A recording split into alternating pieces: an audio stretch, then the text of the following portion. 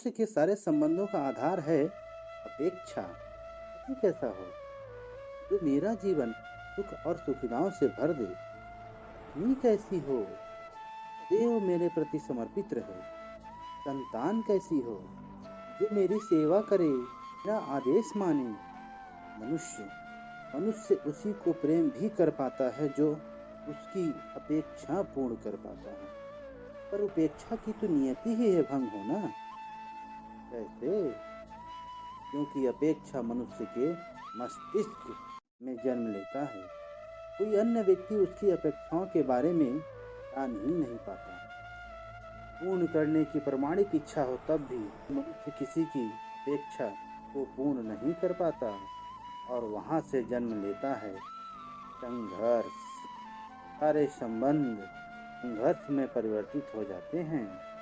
पर मनुष्य अपेक्षा को संबंध का आधार ना बनाकर स्वीकार करे केवल संबंध का आधार, तो क्या यह जीवन स्वयं सुख और शांति से नहीं भर जाएगा? स्वयं विचार कीजिएगा। समय के आरंभ से ही मनुष्य को एक प्रश्न सदा पीड़ा देता है कि वो अपने संबंधों में अधिकतम सुख, कम से कम दुख किस प्रकार प्राप्त कर सकता है। क्या आपके सारे संबंधों ने आपको संपूर्ण संतोष दिया है? विचार कीजिए। हमारा जीवन संबंधों पर आधारित है। हमारी सुरक्षा संबंधों पर आधारित है। इसी कारण हमारे जीवन के सभी सुखों का आधार ही संबंध है। किंतु फिर भी हमें संबंधों में ही सदा ही संघर्षों से ही क्यों उत्पन्न हो जाते हैं? कभी विचार किया है? जब कोई व्यक्ति किसी अन्य व्यक्ति के विचार अथवा कार्य को स्वीकार नहीं करता, उसमें परिवर्तन करने का प्रयत्न करता है, तो संघर्ष जन्म लेता है। अर्थात जितना अधिक अस्वीकार उतना ही अधिक संघर्ष, और जितना अधिक स्वीकार उतना ही अधिक सुख। क्या ये वास्तविकता नहीं है? यदि मनुष्य स्वयं अपनी अपेक्षा पर अंकुश रखे, अपने विचारों को बांधे, किसी अन्य व्यक्ति के परिवर्तन ना करने पर स्वयं अपने भीतर परिवर्तन करने का प्रयत्न करे, तो क्या संबंधों में संतोष प्राप्त करना इतना कठिन है? अर्थात क्या स्वीकार ही संबंध का वास्तविक अर्थ नहीं है?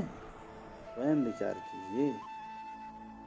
जब किसी व्यक्ति को किसी घटना में अन्याय का अनुभव होता है, तो वह घटना उसके अंतर को झकझोर देती है। समस्त जगत उसे अपना शत्रु प्रतीत होता है। अन्याय दिखने वाली घटना जितनी बड़ी होती है, मनुष्य का हृदय भी उतना ही अधिक विरोध करता है। उस घटना के उत्तर में वो न्याय मांगता है, और ये योग्य भी है।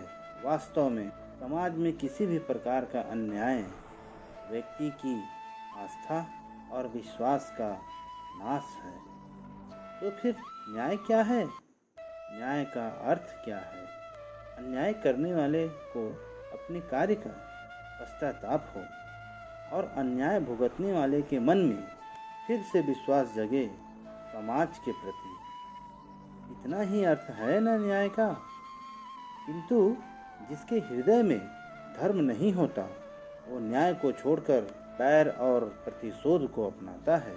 हिंसा के बदले प्रतिहिंसा की भावना लेकर चलता है तथा स्वयं भोगी हुई पीड़ा से उससे भी अधिक पीड़ा देने का प्रयत्न करता है। तो इस मार्ग पे चलते अन्याय को भुगतने वाला स्वयं अन्याय करने लगता है। शीघ्र ही वो अपराधी बन जाता है। अर्थात न्याय और प्रतिशोध के बीच बहुत कम अंतर रहता है, और इसी अंतर का नाम है घर। क्या यह सत्य नहीं? स्वयं विचार कीजिए।